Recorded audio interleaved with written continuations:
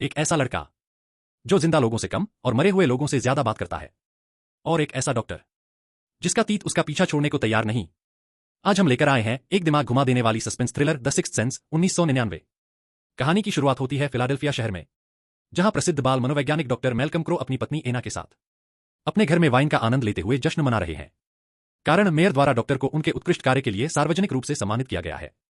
फिर दोनों हंसी मजाक करते हुए अपने शयन कक्ष की ओर बढ़ते हैं। अचानक एना को खिड़की का शीशा टूटा हुआ दिखाई देता है। वे समझ जाते हैं कि कोई उनके घर में प्रवेश कर चुका है। बाथरूम में एक अधपहुने कपड़ों में युवक खड़ा है, जिसकी मानसिक स्थिति अस्थिर प्रतीत होती है। मैल्कम पहले मानते हैं कि यह कोई मादक पदार्थों का सेवन करने वाला व्यक्ति है, लेकिन शीघ्र ही वह युवक बताता है कि उसका नाम विंसेंट ग्रे है, डॉक्टर मैल्कम का एक पूर्व रोगी। विंसेंट उन पर आरोप लगाता है कि उन्होंने उसका उपचार ठीक से नहीं किया। मैल्कम को याद आता है यह वही लड़का है जो बचपन में मानसिक भ्रम और भावनात्मक अस्थिरता से पीड़ित था। मैल्कम उसे शांत करने का प्रयास करते हैं, लेकिन विंसेंट अचानक उन्हें गोली मार देता है और फिर आत्महत्या कर लेता है। कुछ समय पश्चात पतझड़ के मौसम में मैल्कम एक पार्क की बेंच पर बैठे हुए एक नन्हे बालक कोल सियर को देखते हैं। डॉक्टर क्रो उसके केस की फाइल पढ़ते हैं और देखते हैं कि कोल सड़क पार करके पास के चर्च में चला जाता है। चर्च के अंदर कोल अकेले बैठा हुआ अपने खिलौनों से खेल रहा है। मैल्कम उसके पास पहुंचते हैं और धीरे से संवाद प्रारंभ करते हैं। मैल्कम कोल को याद दिलाते हैं कि आज उनकी अपॉइंटमेंट थी, जिसे कोल ने छोड़ दिया। मैल्कम की सहजता और अनुभव के कारण कोल थोड़े समय में शांत हो जाता है। लेकिन तभी डॉक्टर देखते हैं कि कोल की बाह पर गहरे खरोंच के निशान हैं। कोल का असामान्य व्यवहार और शरीर पर यह जख्म डॉक्टर क्रो को विंसेंट की याद दिला देते हैं, वही पुराना मरीज जिससे वह विफल हो चुके थे। अपने पूर्व की विफलता से अब भी पीड़ित डॉक्टर मैल्कम कोल की मदद करने का निश्चय करते हैं। शायद यह उनका प्रायश्चित है। मुलाकात के बाद कोल चर्च से बाहर निकलता है और जाते जाते वहां से एक छोटी सी धार्मिक मूर्ति चुरा लेता है। डॉक्टर मैल्कम ये सब देख के हैरान हो जाते हैं। उस रात जब मैल्कम घर लौटते हैं तो एना सो चुकी होती है। मैल्कम तहखाने में जाते हैं और एक लैटिन डिक्शनरी उठाकर कोल द्वारा कही गई एक रहस्यमयी बात का अर्थ निकालने का प्रयास करते हैं। मैं गहराइयों से तुझसे पुकार करता हूं, हे प्रभु। अगली सुबह कोल की मां लिन अपने बेटे को स्कूल के लिए तैयार कर रही होती है और स्वयं ऑफिस के लिए निकलने की तैयारी कर रही होती है। जैसे ही वह कमरे से बाहर जाती हैं, अचानक सभी दराज और अलमारियां अपने आप खुल जाती हैं। वह डर जाती हैं, लेकिन कोल उन्हें शांत करने की कोशिश करता है और कहता है, ये मेरी गलती है, मैं पॉपटार्ट्स ढूंढ रहा था। स्कूल के रास्ते में कोल अपने मित्र टॉमी के साथ जाता है। हालांकि टॉमी उससे अंदर से नफरत करता है। स्कूल के बाद कोल घर आता है, जहां लिविंग रूम में डॉक्टर मैल्कम उसकी मां लिन के साथ बैठे होते हैं। लिन कोल से पूछती हैं कि स्कूल कैसा रहा और फिर रसोई में डिनर बनाने चली जाती हैं। मैल्कम कोल से बात करने की कोशिश करते हैं, लेकिन कोल बात करने के मूड में नहीं होता। तब मैल्कम एक खेल खेलते हैं। वह कोल के मन की बातें अनुमान लगाते हैं। नियम: हर बार जब मैल्कम सही अनुमान लगाते हैं तो कोल एक कदम सामने आएगा, और अगर मैल्कम गलत होते हैं तो कोल पीछे हटेगा। मैल्कम सबसे पहले अनुमान लगाते हैं कि कोल को लगता है मैं उसकी मदद नहीं कर सकता, क्योंकि उसकी मां ने भी डिवोर्स के बाद थेरेपी ली थी, लेकिन उससे कुछ नहीं बदला। कोल एक कदम आगे बढ़ता है। फिर मैल्कम कहते हैं, शायद उसकी मां ने थेरेपिस्ट को अपने कुछ राज बताए और कोल भी अपने राज किसी को नहीं बताना चाहता। लेकिन जब मैल्कम गलत अनुमान लगाते हैं, जैसे कोल की घड़ी के बारे में या कि वह स्कूल में अच्छा छात्र है, कोल 2 कदम पीछे चला जाता है। फिर कोल बताता है कि एक बार उसने 8 क्लास में एक आदमी की हत्या का चित्र बना दिया था, जिसके लिए उसे डांट पड़ी। अब वह केवल सामान्य और खुश दिखने वाले चित्र बनाता है, ताकि बड़ों को परेशान न करे।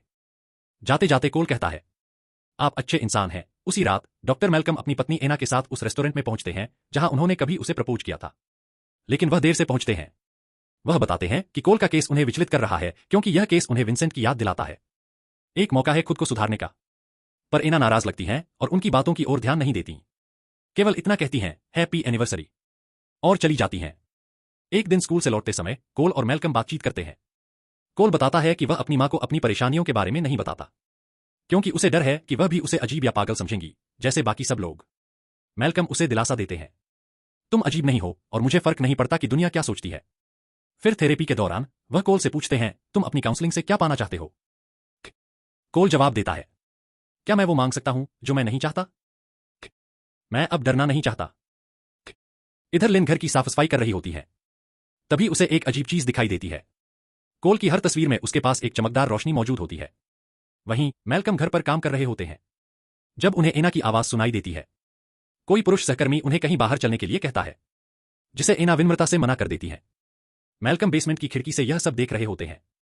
बाद में जब वह घर लौटते हैं और देखते हैं कि एना शॉवर ले रही है, तो उन्हें बाथरूम कैबिनेट में एक दवाई की शीशी मिलती है, एंटी डिप्रेसेंट्स। एक दिन स्कूल में शिक्षक कोल से स्कूल की इमारत के इतिहास के बारे में पूछते हैं। कोल जवाब देता है, यहां कभी लोगों को फांसी दी जाती थी। शिक्षक उसे सुधारते हैं कि यह इमारत तो कभी एक लीगल कोर्ट हाउस थी, जहां वकील काम करते थे। पर कोल जिद करता है कि वही वकील लोगों को फांसी देते थे। कोल को अपने शिक्षकों और सहपाठियों की नजरों से नफरत है। वह अपने अध्यापक को स्टटरिंग स्टैनली कहकर चिढ़ाता है और कहता है कि जब वह स्कूल में था तो हकलाता था। यह सुनते ही शिक्षक गुस्से में आकर कोल को फ्रीक कहकर चुप करवा देता है।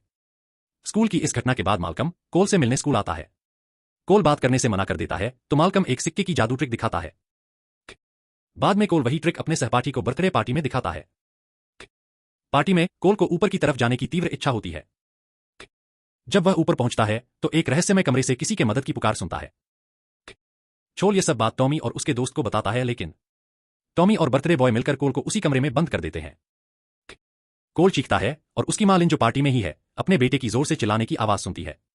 वह बार बार दरवाजा खोलने की कोशिश करती है लेकिन उससे खोल नहीं पाती। फिर दरवाजा अचानक अपने आप खुल जाता है और लिन अपने बेटे को बेहोशी की हालत में बाहर निकालती है। कोल को अस्पताल ले जाया जाता है पर डॉक्टर बताते हैं कि वह शारीरिक रूप से पूरी तरह ठीक है। माल्कम भी वहां मौजूद होता है और देखता है कि डॉक्टर लिन पर बच्चे के शोषण का शक करते हैं। रात में माल्कम कोल के कमरे में जाकर उसे सुलाने के लिए कहानी सुनाता है। कोल कहता है कि कहानी बेकार है और चाहता है कि माल्कम अपनी दुख भरी कहानी सुनाए। माल्कम अंततः विंसेंट की घटना के बारे में बताता है, कैसे उसका और उसकी बीवी का रिलेशनशिप बिगड़ गया है, जिससे वह अब कोल की मदद करना चाहता है और अपनी गलती सुधारना चाहता है। यह सुनकर कोल उस पर भरोसा करता है और कहता है कि वो अपना सबसे बड़ा रहस्य बताने को तैयार है। डॉक्टर उत्सुकता से रहस्य सुनने का इंतजार कर रहे हैं। कोल कहता है कि मैं मरे हुए लोगों को देख सकता हूं, हर वक्त हर जगह। वे नहीं जानते कि वे मर चुके हैं। माल्कम वादा करता है कि वह किसी से कोल का राज नहीं बताएगा, लेकिन वह अब भी सोचता है कि कोल को सिजोफ्रेनिया है और वो मेंटली इल है। लिन जब हॉस्पिटल से कोल को अपने साथ घर पर लाती है तो उसे बेड पे लिटाते समय देखती है कि उसके शरीर पर निशान है। वो ये सब देखकर डर जाती। वह बर्थडे बॉय की मां को फोन करके सख्त हिदायत देती है। आधी रात को कोल बाथरूम जाता है लेकिन तापमान अचानक गिर जाता है। उसे रसोई में एक औरत की परछाई दिखती है। जब वह जांच करने के लिए रसोई की ओर जाता है तो उसे एक गुस्सैल औरत दिखाई देती है जिसकी कलाइयों पर कई घाव हैं और वह अपने कमरे में वापस भागता है और उस टेंट में छिप जाता है जिसे उसने चुराई हुई धार्मिक मूर्तियों से बनाया था ताकि वह उसे भूतों से बचा सके। एक दिन माल्कम स्कूल प्ले में कोल को अभिनय करते देखता है। इसके बाद वे स्कूल की गलियारों में टहलते हैं जहां कोल को 3 आत्माएं फांसी पर लटकी दिखती हैं। कोल को डर के मारे स्थिर खड़ा देखकर मैल्कम रुककर पूछता है कि क्या वह कुछ देख रहा है। कोल बताता है कि जब आत्माएं गुस्से में होती हैं तो तापमान गिर जाता है। वह माल्कम से विनती करता है कि इन आत्माओं को दूर भगाए। हालांकि जब मैल्कम देखता है कि एना उसकी सहकर्मी के साथ स्नेह से पेश आ रही है तो वह कोल के केस पर काम बंद करने और उसे किसी दूसरे डॉक्टर के पास भेजने का फैसला करता है। कोल मैल्कम से कहता है कि वह हार न माने और उसे निराश न करे क्योंकि उसे लगता है कि मैल्कम ही उसकी मदद कर सकता है। वह विश्वास करे कि वह भूत देख सकता है क्योंकि अगर मैल्कम उस पर विश्वास नहीं करेगा तो वह उसकी मदद नहीं कर पाएगा।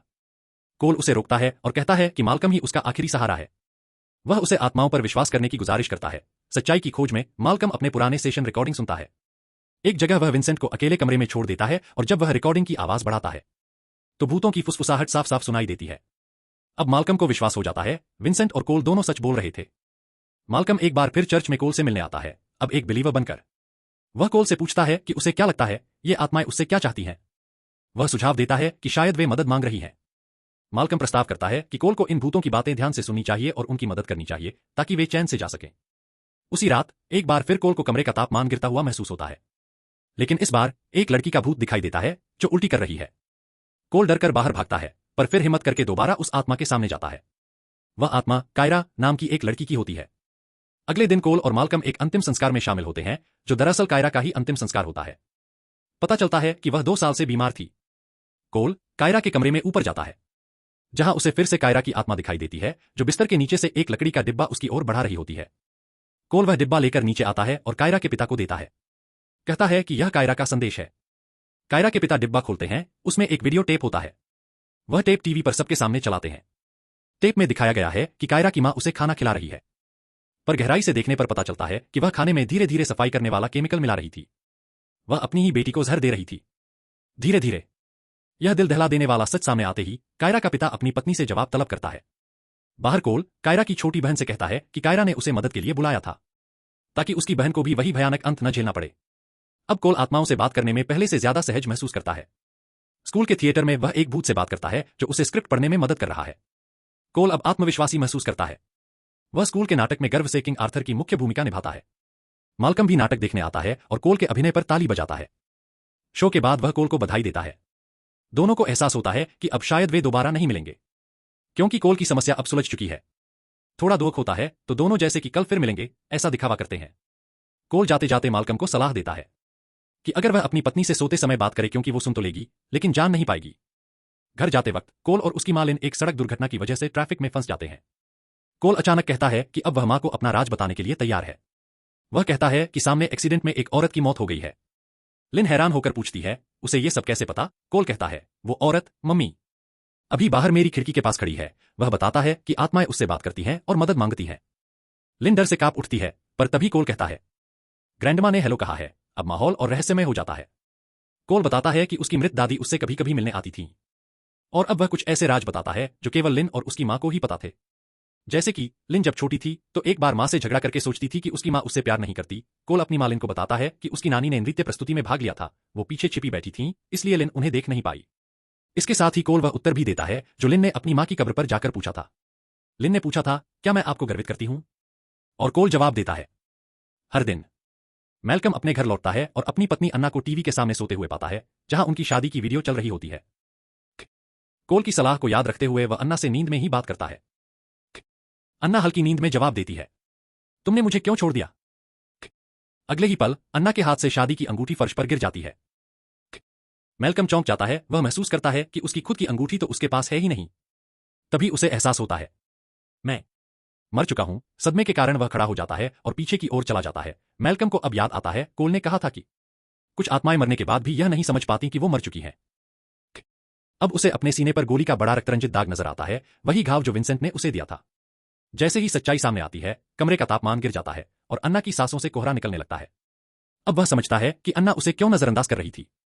वह जानता है कि वो दो चीजों के कारण मुक्त नहीं हो पा रहा था, विंसेंट को समझ न पाने की ग्लानि, और अन्ना को यह महसूस करवा देना कि उसका काम उससे ज्यादा जरूरी था।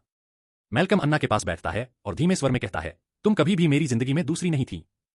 मैं तुमसे बेइंतहा मोहब्बत करता हूं। अन्ना उसकी बातों को नींद में ही सही महसूस करती है। इसी पल मैल्कम को आत्मिक शांति मिलती है। वह अब मुक्त है। मैल्कम अन्ना को अंतिम बार देखकर कहता है, अलविदा। यदि आपको ये वीडियो पसंद आया हो तो कृपया इसे लाइक करें, चैनल नई पुरानी फिल्म्स को सब्सक्राइब करें और नए वीडियो की जानकारी पाने के लिए बेल आइकन दबाएं।